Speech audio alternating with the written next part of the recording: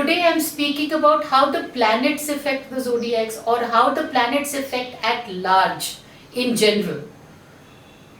When they affect the energies in our body, which is made out of water, air, earth and fire, these planets, when they are sending the electromagnetic rays, affect the energies of our body, thus forming our attitudes and our perceptions.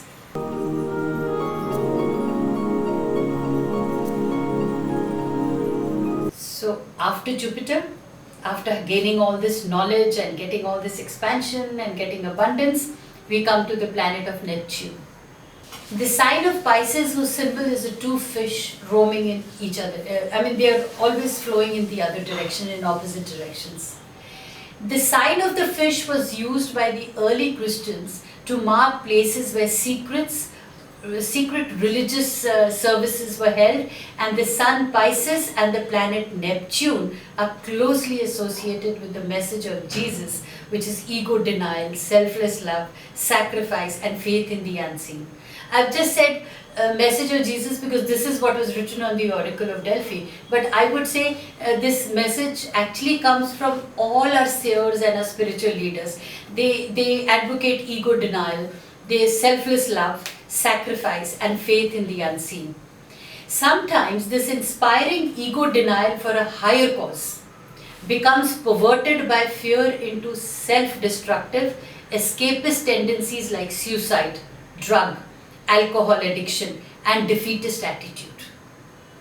The true home of the soul is not the material world. Science has yet to pinpoint how and where the mind, emotions and the body interconnect. See, the science can define a brain, but science can never define a mind. Science can define a body, but can it define emotions? And where do they all interact?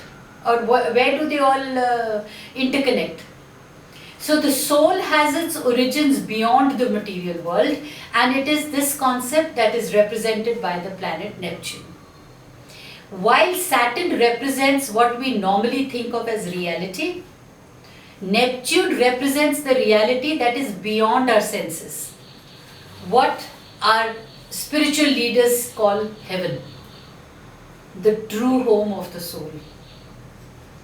The other world is beyond time and space. It is the world of intuition, mental telepathy and extrasensory powers. Neptune was the god of oceans. When you put your foot in the sea, wherever you are in the world, you put your foot in the sea and you're connected with all oceans in the world, as well as to all the continents. Have you ever given it a thought? So when you're attuned to the subtle vibrations of the world represented by Neptune, you are connected to all there is, all there was, and all there will be. The unenlightened souls call this mysticism, they call it illusion and even delusion. Neptune rules those things and more so, oils, essences, gases, whales, including movies. So Albert Einstein proved the concept that all is one in his theory of relativity, where he discovered that all matter is essentially energy and can be converted into energy. It's difficult to use the energies of Neptunes in the material world, for it's beyond understanding.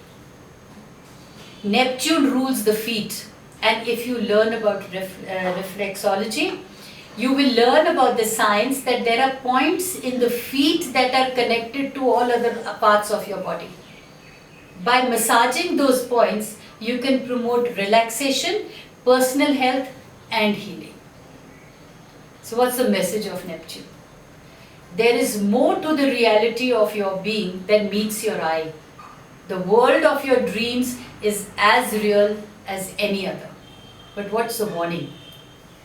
The warning is, if you put your faith in the world of your senses, you will always know a hunger that cannot be satisfied.